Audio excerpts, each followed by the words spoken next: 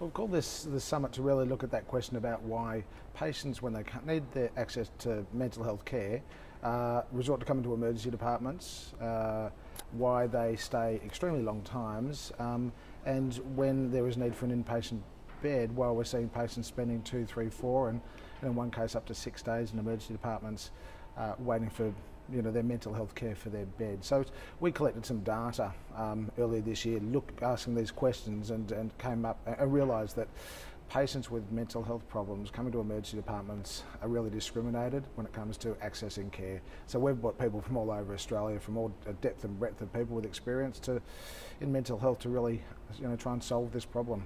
Who are some of those people who will be here today? Well, we've brought together psychiatrists. We've partnered with the College of Psychiatrists on this project. We've brought policymakers, some bureaucrats. Most excitingly, we've got patients. So we're going to hear the patient, the lived experience, advocacy groups and consumer groups, all in the one room to really try and look at the systems and how we can make things better. Now, as you said, you did a report in the lead up also to the summit called The Long Wait, and it basically says that the emergency department is not an ideal place by any circumstances for people in an acute mental health crisis.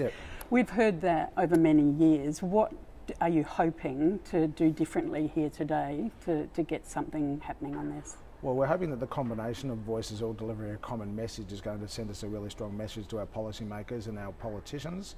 As I said previously, we've seemed to have a bit of a siloed approach to this sort of problem.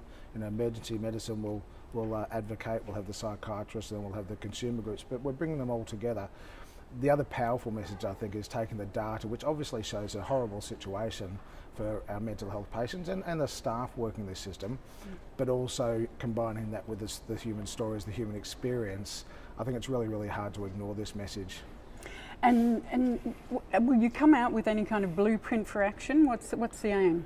Well, the aim is to actually get a common message and a common goal. I think everybody who works in the system has seen the data, realise that we have a problem. I think previously our approaches have been a little bit siloed, so that's why we're hoping to bring all those groups together, and we might come out with a consensus statement at the end of this whole summit. And we might look at things in adopting, performance indicator, 12-hour timelines, for example, staffing levels, bed numbers across the system. So we need to get a consensus on some of the things that we know actually work, and then we can start to roll those things out across the system. And can you give us some examples of those things that are working and where they are? What jurisdictions, what measures? Well, we know, for example, Victoria a number of years ago introduced a zero tolerance for 24-hour stays, and it's very rare to see a patient stay longer than 24 hours in the Victorian system.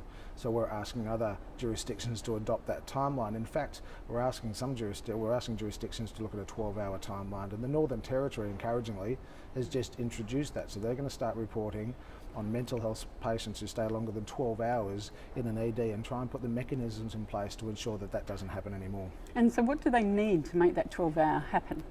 Well, there's a number of different things. We need to look at what happens in the community and how we can provide resources within the community to ensure patients stay well in their communities, and if they need to access care, they don't have to resort to coming to a big and busy emergency department for that.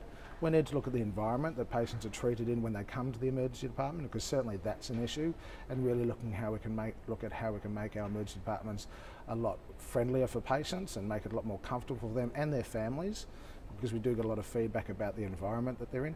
We also need to look at how we can get patients through the emergency department system into the inpatient beds when they need that ongoing care, and certainly that's a key to all of this.